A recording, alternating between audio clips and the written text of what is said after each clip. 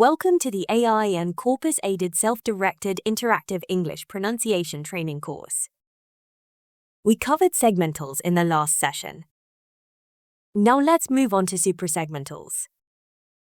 In the suprasegmental session, you will learn to compare common English suprasegmental features among learners with different language backgrounds by using our corpus, and improve your suprasegmental features performance with a series of AI tools, such as Mirth, Speaker Coach, Immersive Reader, and Copilot. This is part 1. We'll focus specifically on connected speech. Still, we recommend you follow our corpus and AI pronunciation learning procedure. You may just bear these steps in your mind. First, check the corpus data and identify the common features produced by speakers with different language backgrounds. Second, self-reflect and check if you have these features in your speech. And third, give prompts to the AI tools to receive feedback on each feature. But checking the corpus data is still needed while you're communicating with the AI tools to get successful repair. In our previous session, you've explored using our corpus to check segmental features. Today, we'll shift our focus to suprasegmental features. To access the corpus, please scan the QR code provided on the screen. The corpus provides detailed phonological annotations on the following suprasegmental features, including absence of and inappropriate pausing, absence of CV linking, inappropriate lexical stress, and inappropriate intonation. Our focus today is connected speech features. Common suprasegmental features for Hong Kong, Chinese mainland, and non-Chinese learners of English have been summarized here, according to the corpus data. Before I show you the list, can you make a guess as to whether learners from different language backgrounds perform differently in terms of the use of linking and pausing? Now let's check the list together. The yellow cell in this table indicates a specific suprasegmental feature can be observed in a particular group of learners. You may notice that the first 3 features, particularly the absence of CV linking, are commonly shared by Chinese learners regardless of their dialect backgrounds. Filipino learners have a similar pattern to that of Chinese learners, while it is interesting to note that Pakistani learners only have the feature of absence of pausing. You can access the feature list by scanning the QR code on screen. We can use the search function in the corpus to see which speakers have a specific feature. It is quite user-friendly, just a one-step search. After selecting one of the suprasegmental features, the result will be shown directly. Let's see how many Hong Kong learners have the features of inappropriate pausing and absence of CV linking. Here are the search results.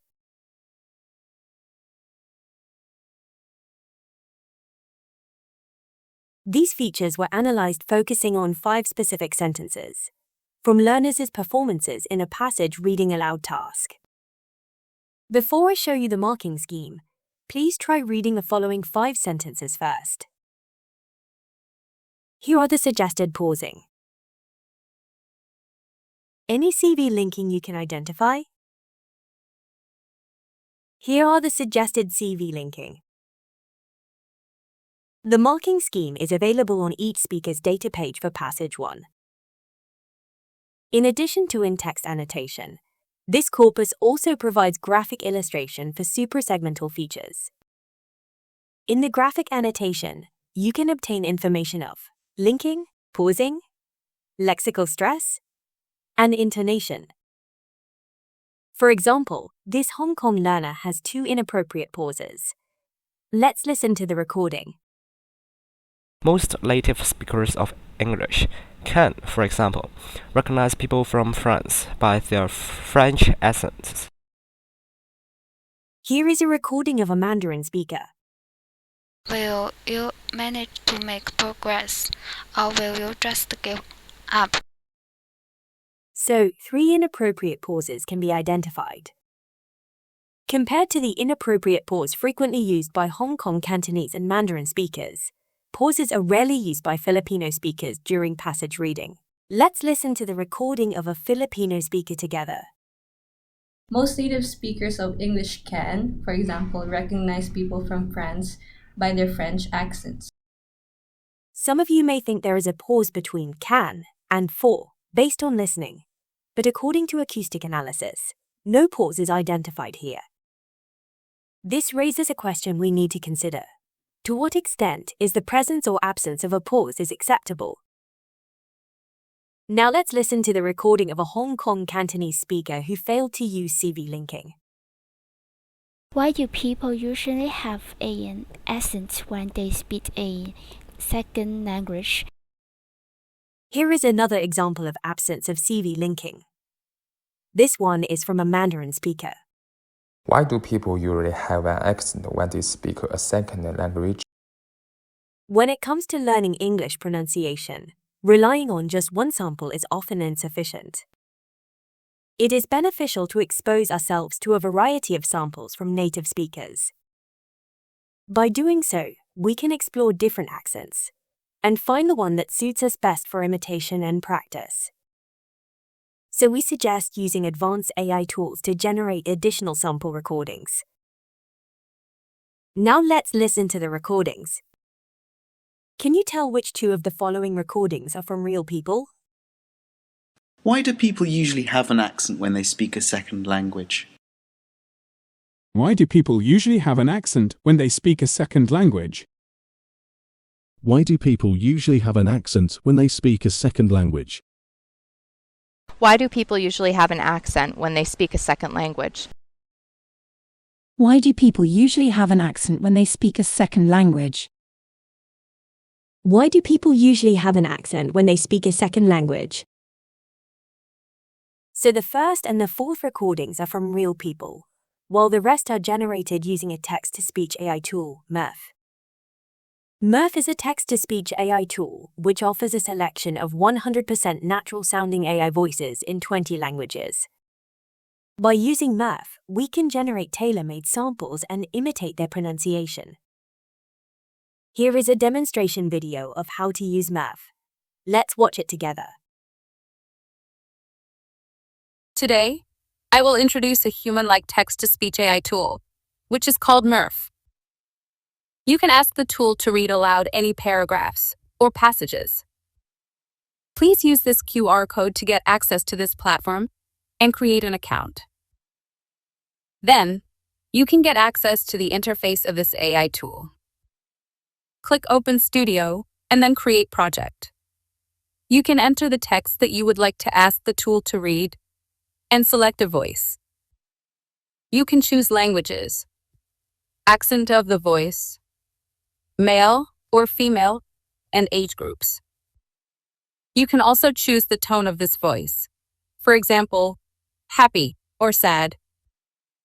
The pitch and speed are also modifiable to make the voice naturally. You can also add pauses.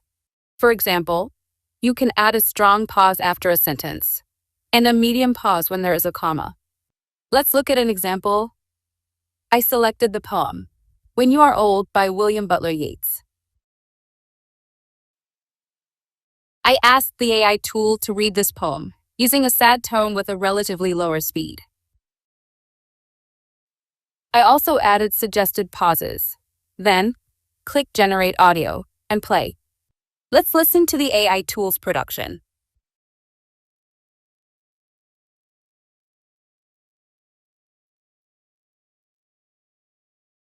When You Were Old by William Butler Yeats. When you are old and gray and full of sleep and nodding by the fire, take down this book and slowly read and dream of the soft look your eyes had once and of their shadows deep. How many loved your moments of glad grace and loved your beauty with love false or true. But one man loved the pilgrim soul in you and loved the sorrows of your changing face. And bending down beside the glowing bars, murmur, a little sadly, how love fled, and paced upon the mountains overhead, and hid his face amid a crowd of stars. The AI voice is human-like, right? I will also introduce several new functions that this text-to-speech AI tool provides. You can manage your custom pronunciations of a word. For example, the word and. You can choose a strong form, and, or a weak form, and, when generating your own sample. Another new function is to take control of the pitch and pace of every word in your voiceovers. When you select this sentence, and you would like to emphasize the word old, you can click on grid to say the words slower, faster, increase, pitch, or decrease pitch of this word.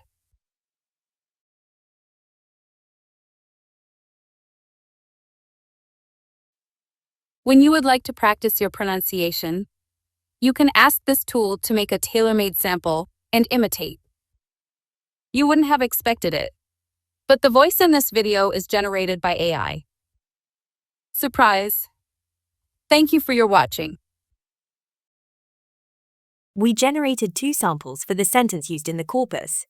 Let's listen to the recordings. Why do people usually have an accent when they speak a second language?